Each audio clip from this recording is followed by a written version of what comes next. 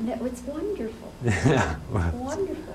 it'd be great if it works. Yeah, okay. You talking about? Well, T-Bone, you have a new album out, which I think is just wonderful.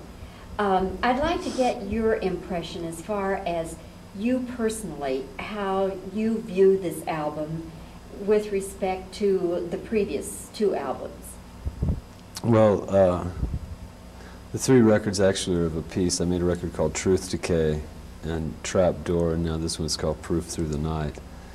And they're all actually just about the same thing, which is the sort of the illusions that we're constantly surrounded with, and that we're becoming a nation of images rather than a nation of ideas, which I think is a dangerous thing. And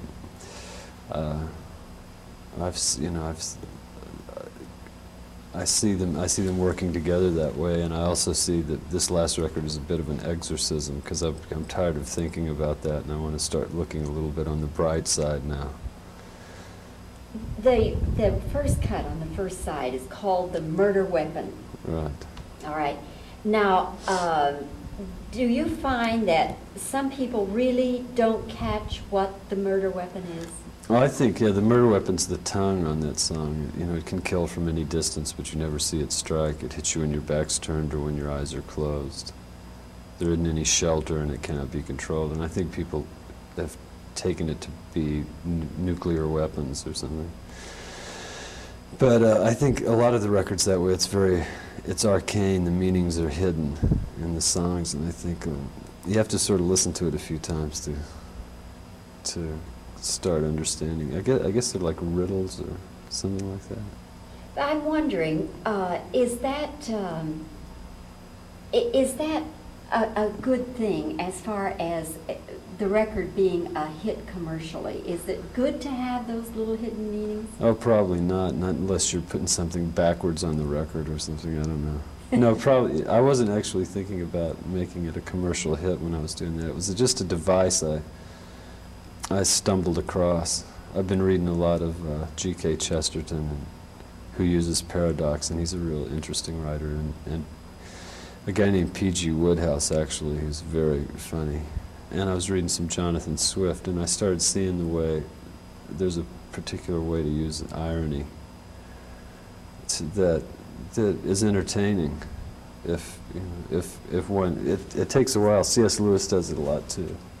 If somebody gets into the device with you, along with you, then it can be an enjoyable experience. I just thought I'd give it a try.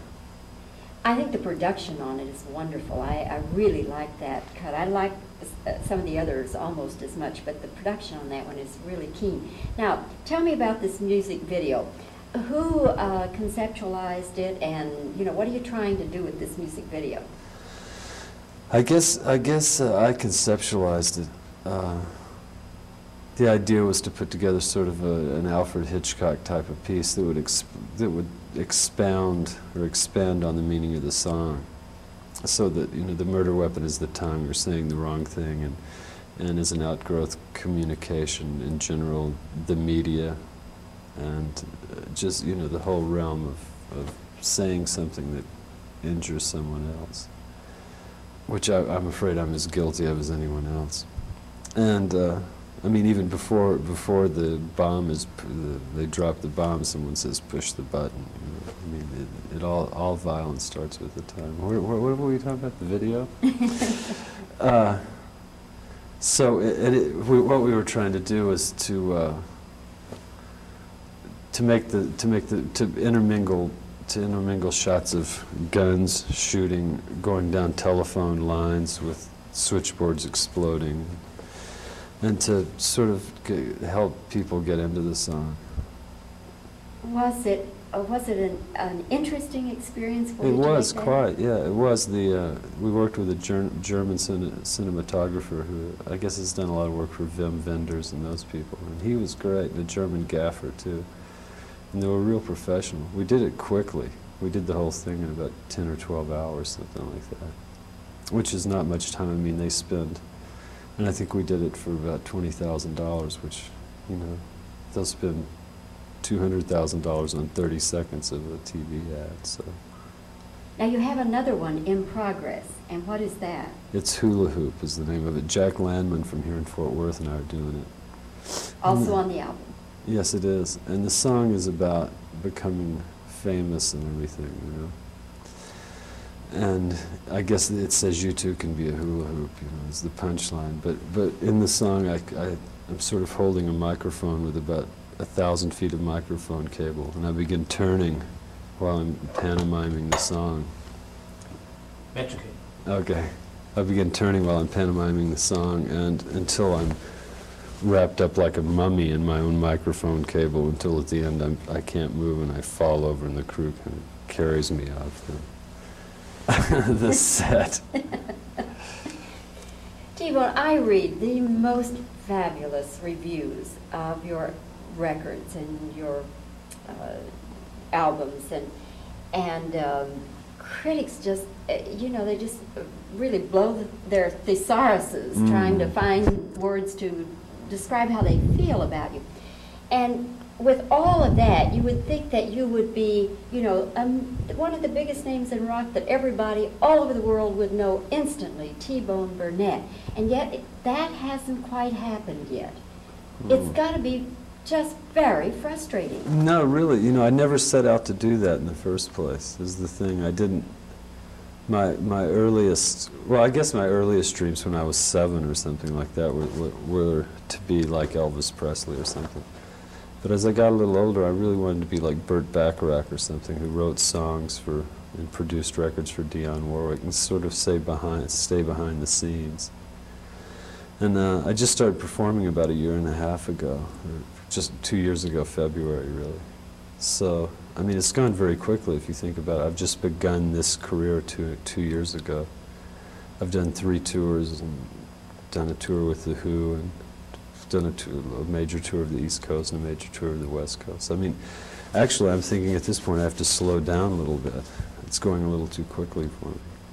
And anyway, being a household name is, I mean, Brillo is a household name, and it's it's not that desirable a position. But to stay in the business, though, you know, to find record companies that will keep producing your records and everything, you have to attain a certain level. In other words, what I'm saying is you can't just be anonymous, right? Right. This is true. You have to have a certain profile. Well, Emmylou Harris has one of my songs out right now. It's a top 40 record after 3 weeks. It's a big hit, you know. Hopefully, I mean, you know, people say there's a very American kind of notion that, you know, Ronnie Hawkins said to me once, T-Bone, if you don't make it by the time you're 60, then I'd look for another line of work, you know. And I thought, you know, gosh, I've been making it for 20 years. I've been eating and having a roof over my head and doing what I do. And, you know, it is true. You have to get over a certain threshold in order to really earn a living doing it. But I think I'm over that threshold. One never knows. I always hear the stories from the old timers about, you know, it's an up and down business and things like that. And I have found that to be true. But you're in it to stay, one way or another, I'm in right? it for I think so at this point. You know, I never did have anything to fall back on against my elders' better advice. I think this is it for me. Okay. Well, T-Bone, I know you're in a bind for time, and we kind of are too. Next time maybe we'll have a longer visit. And I'll just close by saying this one thing, that if I were in the business of managing artists, I would sure as the world take you on, believe me, Well, because I believe in your talent. Maybe we could have a talk later. Okay. Thanks, T-Bone. Thank you for that position. Because, you know what my goal is to go to Broadway and write libretto for Broadway. You know? That's what I would like to do eventually. Like write a Jesus Christ Superstar. or No, something. no, a real legit. Yeah. Oh, yeah. No, I don't want to write any funny stuff. I want to write like talking interviews too. By the way. Okay. What is the murder weapon all about, anyway? What inspired you to write The Murder Weapon?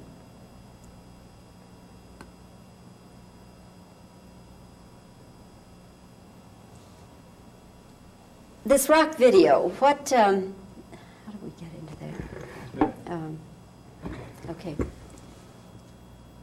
What were you trying to accomplish with this rock video?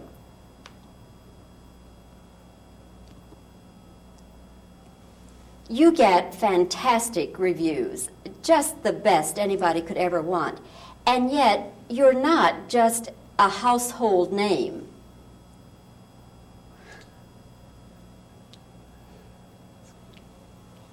Is it a frustration for you that with all the wonderful reviews and everything, that you're still not as famous as a lot of other rock stars? Okay, let me just give you some reactions now. Okay. Okay. Now, as far as being as famous as any other rock star, I could pull my pants down and twirl by my hair from the top of the Coliseum. I did have an idea one time. I was gonna do a publicity stunt where I was gonna blind myself to be like Ray Charles, you know. And I was gonna have a medic come in and say, you know, yep, with one of those things on his head and a clipboard, and say, yeah, he's blind, and then carry me off. There are a lot of ways to get famous, aren't there? That have nothing to do with music. Okay, Okay. that ought